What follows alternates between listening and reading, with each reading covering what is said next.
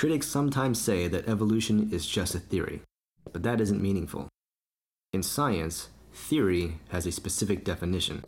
General use implies a guess or doubt, but a scientific theory is a testable framework of ideas that can be used to predict and explain events.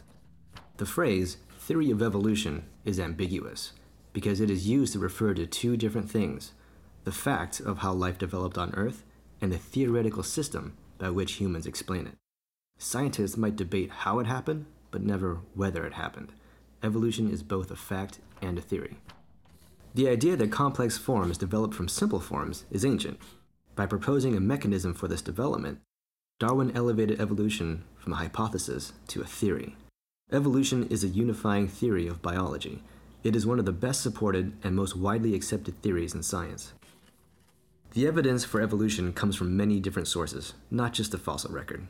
Even if there weren't any fossils, the evidence for evolution would still be overwhelming. Recent advances in molecular biology really sealed the deal. It is clearly written in our DNA that all life on Earth shares a common ancestor. So what is natural selection? Darwin did not invent a wild new scheme. He put together three accepted and uncontroversial ideas. 1, many more offspring are born than can survive, creating competition. 2, there is heritable variation in traits. And 3, some traits affect survival, so some variations are more successful at reproducing.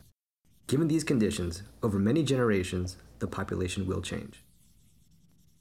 This is exactly the same principle that gives us such a wide variety of dog breeds. But that is artificial selection. Humans choose which dogs get to breed instead of nature, and the timescale is measured in thousands of years instead of millions. Another misunderstanding, which often follows just a theory, is the complaint that it is not called the law of evolution.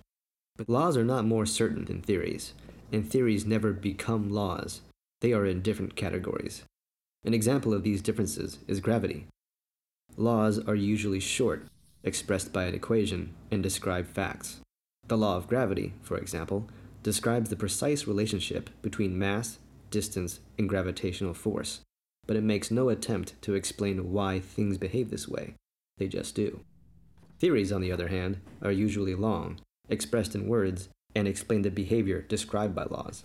Some other scientific theories include germ theory, plate tectonic theory, quantum mechanical theory, cell theory, electromagnetic theory, and the atomic and molecular theories of matter. Current scientific theories represent our best understanding of how reality works. Today, Darwin's theory has been expanded into what is called the modern evolutionary synthesis. The modern synthesis accounts for every aspect of the development of life on Earth. There are no alternate scientific theories to explain it.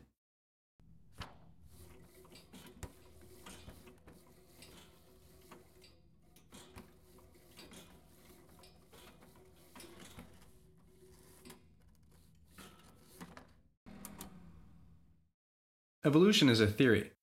It is also a fact. And facts and theories are different things, not rungs in a hierarchy of increasing certainty. Facts are the world's data. Theories are structures of ideas that explain and interpret facts. Facts do not go away when scientists debate rival theories to explain them. Einstein's theory of gravitation replaced Newton's, but apples did not suspend themselves in midair, pending the outcome.